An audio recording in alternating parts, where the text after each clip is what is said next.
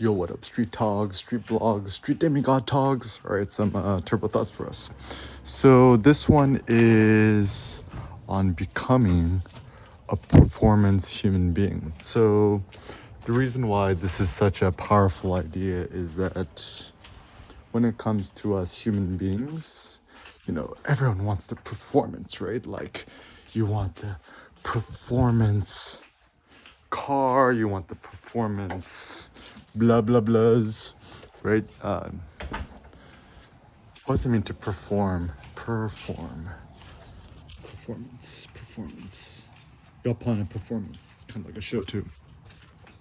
So my personal thought is, don't get a performance car, don't get a sports car, don't get a hypercar, don't get the McLaren, don't buy the Lamb.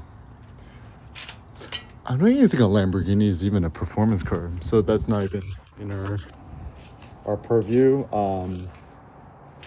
Don't get are Audi cars even performance cars? No, just expensive Volkswagens. Porsche cars are performance cars, yeah, like 911 GT3 RS, 911 GT2, etc. What else? Performance car. Oh yeah, like Tesla Model 3 Performance, Tesla Model S Plaid. The Model X is essentially a glorified minivan. It's always like, okay, this is my thought.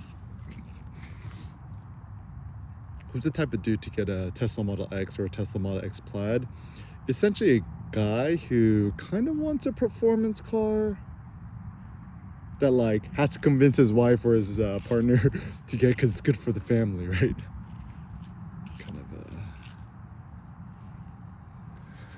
Okay, this is a pro tip. Once you have a kid, right? You ain't finna go 0 to 60 in 1.99 seconds because you're gonna cause your kid to throw up.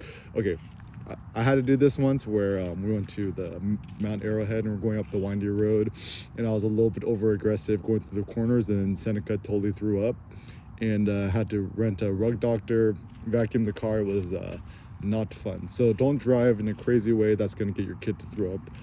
First things first. The second thought is, it seems like it's a really good idea to optimize your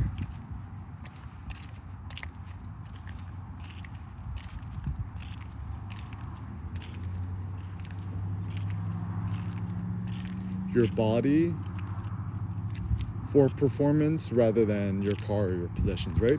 So honestly, like, I wonder if I'm going to be the first person I'm like, just buy a Prius, right? Like, I think it's the ultimate flex for you to just be able to squat hold over 7 plates on your shoulders, rack pull over 7 plates, and it's like, what do you drive, bro? Oh, I drive a Prius, right?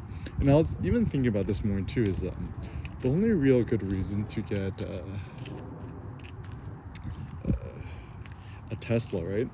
It's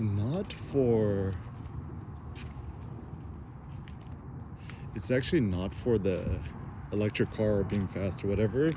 Rather, the only purpose is the autopilot. I think really the autopilot is the game changer, especially if you have to deal with traffic and stop and go stuff, whatevers. So let us consider that the innovation of Tesla should just be autopilot. It's like autopilot or nothing. It's like, if you finna get a Tesla and you don't have autopilot, it's not worth it. So it seems then the best Tesla to get is, get used or buy a new, whatever, like a super base Model 3 that has a full autopilot capabilities enabled. Or even, I'm not sure if this is a good idea, but even getting an older Model S used on Craigslist or whatever and having full autopilot capability. Things I don't know is, I would surmise that the newer Teslas are probably better adapted with the cameras and stuff for autopilot. So safety-wise, still probably it's better to shell out more bucks to do the more expensive autopilot on the newer Tesla Model 3s, whatever. Even when you think about cars, right? Don't get the Model Y. Too much plastic on it, it's kind of ugly. Don't get the Model S. Don't get the Plaid, because the front fascia or whatever, the front bumper, it has that ugly buck nose tooth. Shout out to Tesla. It's like, if you finna want to make a better design, try to make the nose of the front of the Tesla Model S kind of more flat, kind of rounded, kind of like a Tesla Model 3. And also on the back, you know, where it says Tesla, it's kind of embedded in it. Also super ugly, get rid of that. Tesla, if you want some design thoughts or whatever, just shoot me an email, eric@erickim.com. Got some good ideas. Don't get a Model X, too much plastic. Once again, glorified minivan.